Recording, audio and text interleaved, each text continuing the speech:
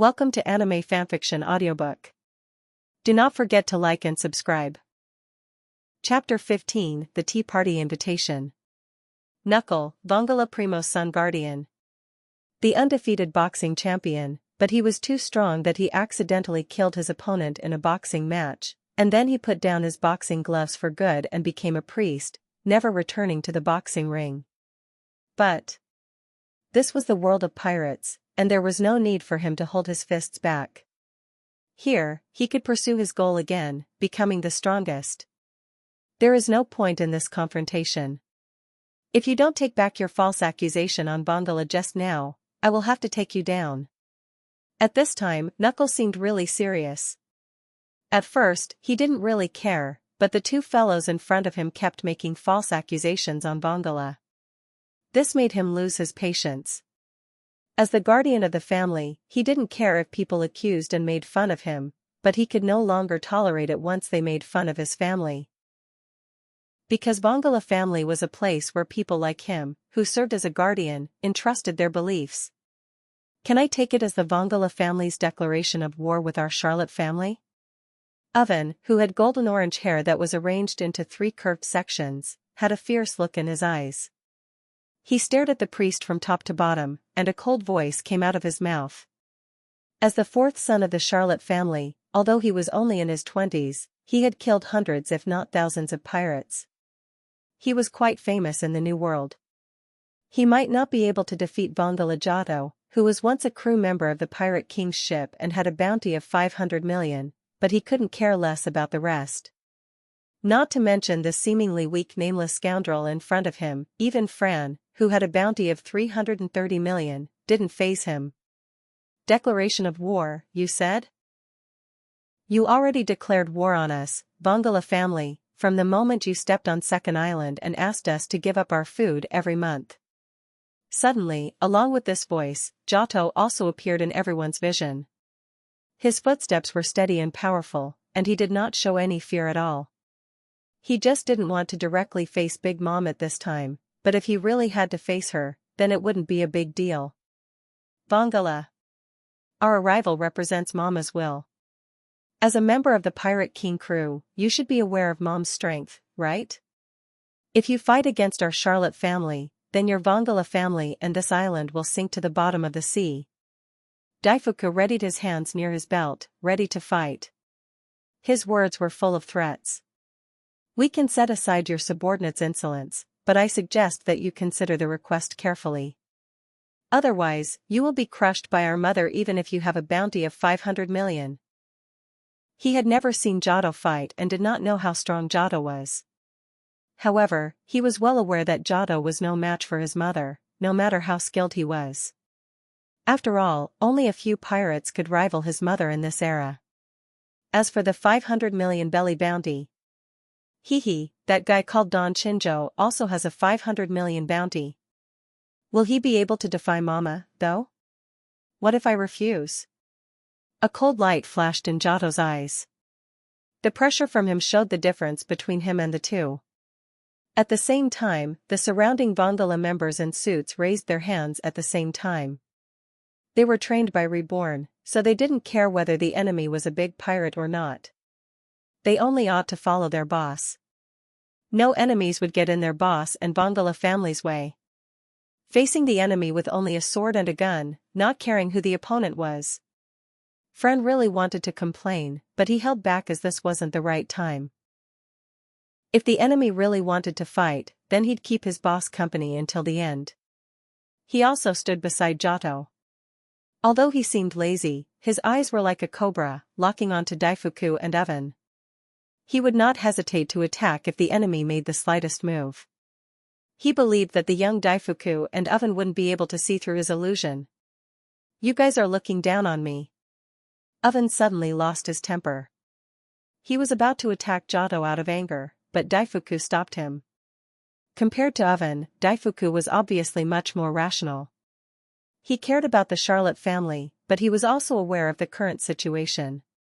He and Oven combined were definitely not a match for the Vongola family. When Giotto released that overwhelming aura just now, he had already felt an extraordinary pressure. The pressure that he only felt when he was facing Katakuri or his mother. Although the aura alone did not represent strength, it was more than enough to show the difference between them. Vongola, we'll give you some time to think about the proposal just now. After a moment of silence, Daifuku stared at Giotto and said, this time, we are not here to declare war. Other than the proposal just now, we have more important things to talk about. As he spoke, he took out an invitation letter and threw it to Giotto. At the same time, he said, I believe that Vongola should be aware of what this invitation letter represents. Mama's tea party is different from our previous proposal. You can reject our proposal earlier, but no matter where you are, you cannot refuse the invitation to the tea party. Farewell. As soon as he finished speaking, Daifuku turned around and left with the angry oven. After all, it would be unwise to start a war with Vongola here. At the same time they left, Giotto's expression changed slightly. Because just now, a voice directly sounded in his mind. Accepted mission, Big Mom's tea party. Participate in Big Mother's tea party and reject Big Mom's recruitment. You will receive a reward upon completion. Giotto, who originally had no intention of going to the other party, raised his eyebrows and said softly, in a month. Alright, I'll leave Second Island to you, Reborn. I'll go with Knuckle and Fran. I hope that the monster will be a little more tactful. Otherwise, I'll be counting on you, Knuckle. If it were someone else, they might have complained, but since it was Knuckle, all he said was, oh. Since that's the case, let's do it. Chapter 16, Meeting Big Mom. The new world today was not as clearly divided as it was years later. All the pirates were fighting for their own territory. The whole Cake Island was not as splendid as it was later. There were only 4 islands that the desert monster ruled for now. However, there was not much gap in terms of strength for the current Big Mom and later when she became a Yonko. After all, she was a natural monster who was born with monstrous strength. It was not an exaggeration to say that she was among the most feared pirates in the New World. Second Island was not far from Big Mom's territory, so the two sides would come in contact sooner or later, and this contact would inevitably be accompanied by conflict. After all, Vongola family could not rely on the world government. In addition to them, there was also Kaido, who was fighting the Wano Kingdom, and Whitebeard, who was in the same era as Roger. As for Bullet, who was equally strong, it was estimated that he would be thrown into the Impel Down by the Marine soon. That guy was too crazy that both Marine and pirates couldn't stand him anymore. A month later, Giotto also went to Whole Cake Island, Big Mom's territory. Welcome, Vongola family. How should I address you, young Vongola? At the entrance of the huge Cake Island castle, the eldest son of the Charlotte family, Perospero, had been waiting. Basically, he was in charge of welcoming guests in every tea party. It was said that this could make the guests feel welcome. But in fact, everyone knew that a monster like Big Mom wouldn't pay attention to some insects.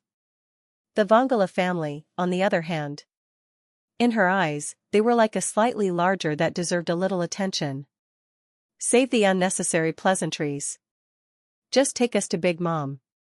After all, I didn't come here because of sweet things and drinks. Giotto maintained his calm expression as he spoke with a flat tone. If that's the case, then come with me. Mama is quite interested in you. Perospero narrowed his eyes, and a ray of light flashed through them. Then he opened the door and directly led Giotto and the other two towards the innermost area, where Charlotte Linlin was. Not long after, a tall, slightly fat woman with thick lipstick and light purple eyeshadow appeared in his vision. At this time, Charlotte Linlin was not as fat and ugly as when she was a Yonko, but because she had many children, her figure had begun to change, but it could still be seen how valiant and heroic she was when she was young. Isn't this little brat on Roger's boat? After Roger was sentenced, he was still able to gain a foothold in the New World. It seems that you have grown quite a lot compared to that time. Charlotte Linlin, who was also known as Big Mom, looked down at Giotto and the others and smiled happily. Since you have come to my tea party, it means that you have made a decision, right? In that case, let me introduce someone to you first. After all, in the future, you will have to get along with each other from now on. Come here, Custard. Not long after, a slim, young, fair-skinned woman walked over.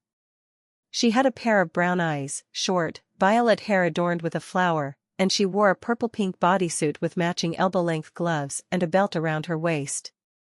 Among Big Mom's daughters, a girl like Custard could be said to be very special. After all, most people in the Charlotte family looked no different from crooked melons, but Custard was a beauty among these beasts. What do you mean? Giotto frowned and looked at the girl in front of him. Of course, I want you to be part of this country, Vongola. Big Mom then said, without hiding anything, I want Toto Land to become a perfect country where all races in the world can live in harmony, so you are an indispensable piece of the puzzle. To be honest, I had already taken a fancy to you back when you were on Roger's ship. The flame that you call dying will flame is not something that an ordinary race can possess. So this matter is settled. I have already decided on your wife. Custard is completely worthy of you. At this time, Fran looked at Custard, then looked at Giotto and said with a thoughtful expression, "Ah. So boss came here to get married. I'm so thoughtless that I forgot to prepare a red envelope. You won't punish me for this, right boss?" It seemed Fran would always be indifferent no matter when or where. But then again, Giotto had never expected that Big Mom was actually planning on making him a member of the Charlotte family because of his dying will flame. After a moment of silence, Giotto suddenly took a step forward and faced the huge monster without any fear. I'm very sorry. Please forgive me for rejecting your proposal, Big Mom. Our purpose of coming here this time is not to be your underling but to announce the existence of the Vongola family.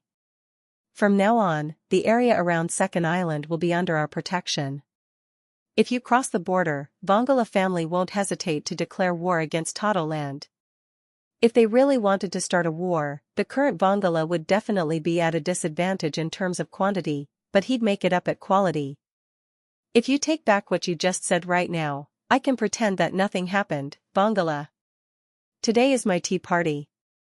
If you really intend to reject my kindness, then you and the two people beside you will probably have to stay here forever. Big Mother's eyes gradually became dangerous. Then, before that, we have our second purpose in coming here. Giotto raised her head, and her eyes became much sharper.